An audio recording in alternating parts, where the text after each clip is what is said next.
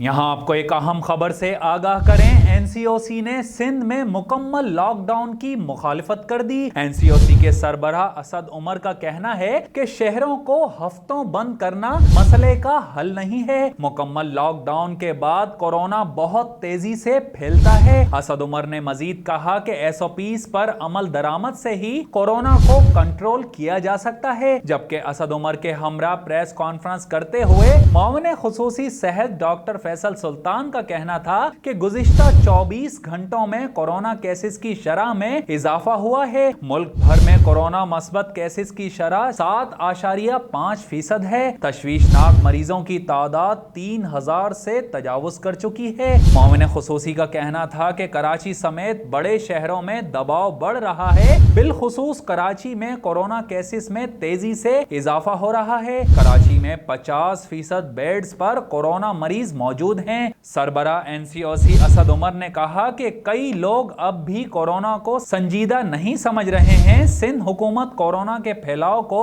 روکنے کے لیے اقدامات کو دیکھ رہی ہے، لیکن شہروں کو ہفتوں بند کرنا یا مکمل لاک ڈاؤن مسئلے کا حل نہیں۔ مکمل لاک ڈاؤن کے بعد کورونا وبا بہت تیزی سے پھیلتی ہے۔ یہاں آپ کو ایک اہم خبر سے آگاہ کریں، این سی او سی نے سندھ میں مکمل لاک ڈاؤن کی مخالفت کر دی۔ این سی او سی کے سربراہ اسد عمر کا کہنا ہے کہ شہروں کو ہفتوں بند کرنا مسئلے کا حل نہیں ہے۔ مکمل لاک ڈاؤن کے بعد کورونا بہت تیزی سے پھیلتا ہے۔ اسد عمر نے مزید کہا کہ ایس او پیز پر عمل درآمد سے ہی کورونا کو کنٹرول کیا جا سکتا ہے، جبکہ اسد عمر کے ہمراہ پریس کانفرنس کرتے ہوئے معاون خصوصی صحت ڈاکٹر فیصل سلطان کا کہنا تھا کہ گزشتہ 24 گھنٹوں میں کورونا کیسز کی شرح میں اضافہ ہوا ہے۔ ملک بھر میں کورونا مثبت کیسز کی شرح 7.5% ہے۔ تشویشناک مریضوں کی تعداد 3000 سے تجاوز کر چکی ہے۔ معاون خصوصی کا کہنا تھا کہ کراچی سمیت بڑے شہروں میں دباؤ بڑھ رہا ہے، بالخصوص کراچی میں کورونا کیسز میں تیزی سے اضافہ ہو رہا ہے۔ کراچی میں 50% بیڈز پر کورونا مریض موجود ہیں۔ سربراہ این سی او سی اسد عمر نے کہا کہ کئی لوگ اب بھی کورونا کو سنجیدہ نہیں سمجھ رہے ہیں۔ سندھ حکومت کورونا کے پھیلاؤ کو روکنے کے لیے اقدامات کو دیکھ رہی ہے، لیکن شہروں کو ہفتوں بند کرنا یا مکمل لاک ڈاؤن مسئلے کا حل نہیں۔ مکمل لاک ڈاؤن کے بعد کورونا وبا بہت تیزی سے پھیلتی ہے۔